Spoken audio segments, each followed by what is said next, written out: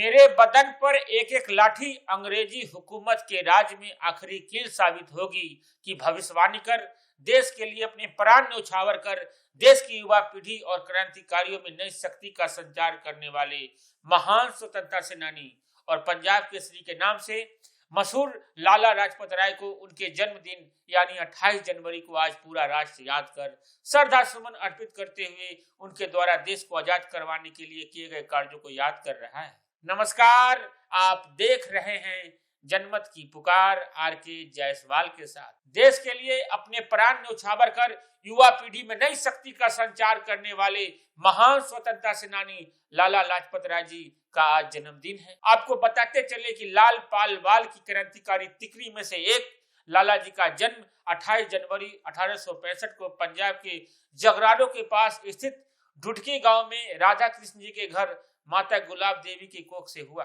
पिताजी अध्यापन का कार्य करते थे और शुद्ध विचारों वाले धार्मिक प्रवृत्ति के बहुत ही विद्वान व्यक्ति थे, जिसका पूरा प्रभाव बालक लाला लाजपत राय पर पड़ा। माँ बाप के साथ बालक लाला लाजपत राय का बहुत स्नेह था। एक बार बचपन में माँ बाप को एक साथ बीमार होने पर उन्होंने पढ़ाई छोड़कर पूरी लगन के साथ उनकी सेवा की और स्वस्थ होने पर पिताजी ने कहा कि बेटा तुम्हें बहुत कष्ट उठाना पड़ा, तो बालक लाला लाजपत राय ने कहा कि आपकी सेवा करना मेरे कर्तव्य है और इससे मुझे सुख मिला। इस पर पिता ने आशीर्वाद दिया कि हमेशा ही दीन दुखियों की सेवा करते रहो, जिससे उन्होंने अपने जीवन का लक्ष्य बनाकर उम्र भर दीन दुखियों की सहायता करते रहे। लाला जी की उच्च शिक्षा लाहौर में हुई। वकालत पास करने के बाद जब पिताजी का तबादला हिसार हो गया तो हिसार में ही वकालत करने लगे और वकालत के साथ साथ सामाजिक कार्यों में भाग लेने लगे।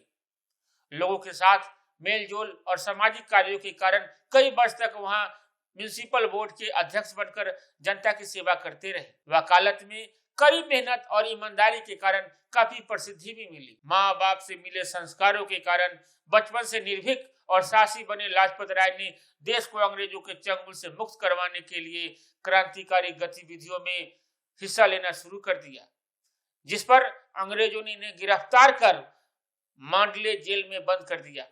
जेल से रिहाई के बाद 1914 में कांग्रेस के एक डिपुटेशन में इंग्लैंड गए और वहीं से जापान चले गए, परंतु इसी दौरान प्रथम विश्व युद्ध हो गया और अंग्रेजी हुकूमत ने इनके भारत आने पर रोक लगा दी। तब जापान से अमेरिका चले गए और वहां रहकर देश को आजाद करवाने के लिए प्रयास करने लगे।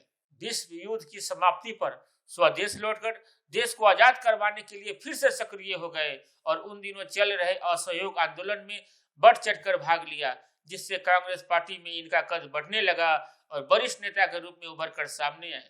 इनकी वरिष्ठता के कारण ही 1920 कलकत्ता में हुए कांग्रेस के स्पेशल अधिवेशन में प्रधान चुन लिया गया। अब तो उन्होंने और ज्यादा सक्रियता से क्रांतिकारी गतिविधियों में हिस्सा लेना शुरू कर दिया और कई बार पकड़ लिए गए। देश को अंग्रेजों से आजाद करवाने के लिए कुछ करने के इरादे से उस समय में क्रांतिकारियों के गढ़ लाहौर में आकर उच्च न्यायालय में वकालत करने लगे और पूरे जोश के साथ देश को आजाद करवाने के लिए आजादी के आंदोलन में कूद पड़े।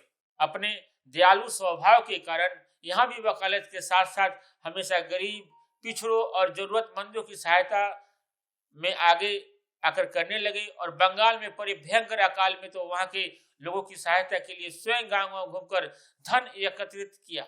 आपको बता दें कि इनकी आवाज में इतनी गर्मी और जोश करक थी कि माइक के बिना भी हजारों की भीड़ में सबसे पीछे वाले भी इनकी आवाज साफ सुन सकते थे। क्रांतिकारी गतिविधियों के साथ साथ युवाओं को शिक्षित और देशभक्ति से ओतप्रोत करने के लिए इन्होंने अपने पास से 40,000 रुपए देकर अपने मित्र के सहयोग से लाहौर में ही दयानंद इंग्लो विद्यालय की स्थापना की।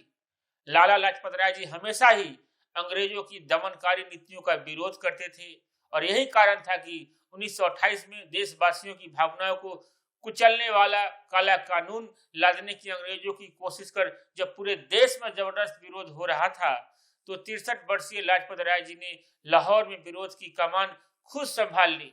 30 अक्टूबर के दिन साइमन कमीशन के लाहौर पहुंचने पर लाला जी के नेतृत्व में हजारों देशवासियों ने विशाल जुलूस निकालकर स्टेशन पर साइमन कमीशन की का साइमन गो बैक के नारों से स्वागत किया। जिससे क्षुब्ध होकर पुलिस कप्तान स्कॉट ने लाठीचार्ज का आदेश दिया और स्वयं लालाजी की लाठियां बरसाई, जिससे लालाजी बुरी तरह से घायल हो गए।